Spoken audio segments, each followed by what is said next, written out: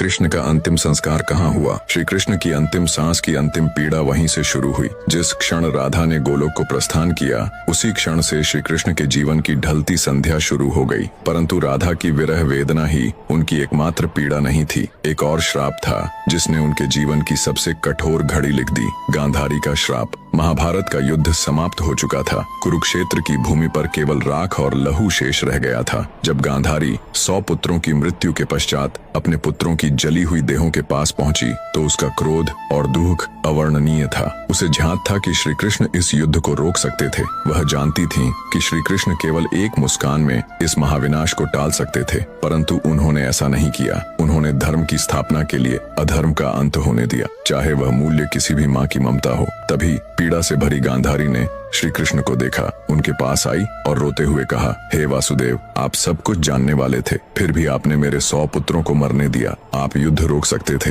पर आपने केवल तमाशा देखा। मेरी ममता की आग आज आपको भी छुएगी। मैं आपको श्राप देती हूँ। ठीक वैसे ही जैसे मेरा वंश समाप्त हुआ, वैसे ही यदुवंश भी नष्ट होगा और आप भी अपनी मृत्यु को अकेले अपनों से बिछुड़कर एक तीर की पीड़ा में अनुभव करेंगे। श्री कृष्ण ने गांधारी के श्राप को शांत मन से स्वीकार किया, क्योंकि वह जानते थे यह भी उसी लीला का एक भाग है। जिस न्याय को वह लेकर आए थे, उसी न्याय की अग्नि अब उनके अपनों को भस्म करेगी। गांधारी का श्राप, राधा की जुदाई और यदुवंश का अंत, यही वो अंतिम अध्याय थे जिसने श्री कृष्ण के मानवीय रूप को सबसे गहरे दुख से भर दिया। अब जानिए कैसे त्रेता युग में श्री राम द्वारा दिया गया वरदान बना द्वापर में श्री कृष्ण की अंतिम लीला का कारण। अगर आपको श्री कृष्ण की अंतिम सांस के बारे में आगे बढ़ाना है तो चैनल को सब्सक्राइब करें। त्रेता युग का वह समय था जब राम ने रावण का वध कर अयोध्या लौटकर राम राज्य की स्थापना की थी। एक शाम अयोध्या के समीप एक तपस्वी राक्षस आया। नाम था जरासुर। वह युद्ध नहीं चाहता था,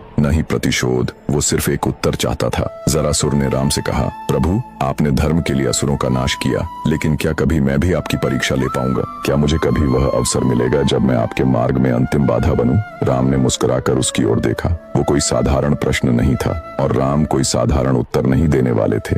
राम बोले, जब मैं द्वापर में श्री कृष्ण रूप में जन्म लूंगा, तब तू मनुष्य रूप में जन्मेगा और वही जीवन तुझे वह अवसर देगा जिसकी तू आज याचना कर रहा है। तेरे हाथों ही मेरी लीला इस धरती पर पूर्ण होगी, यह मेरा वचन है। जरासुर झुक गया। उसने नहीं जाना कि वह वचन युगों बाद एक महारहस्य का कारण बनेगा। समय बीतता गया, युग बदले और द्वापर में वो वचन धीरे धीरे श्री कृष्ण के अंतिम क्षणों की ओर बढ़ने लगा। जब लीला पूरी हो चुकी थी और ब्रह्मांड का सबसे बड़ा प्रेमी अपने सबसे गहरे अकेलेपन में डूब चुका था, वो द्वारका का अंत था। सब कुछ समाप्त हो चुका था। यदुवंश का नाश, रणभूमि की गूंजती चीता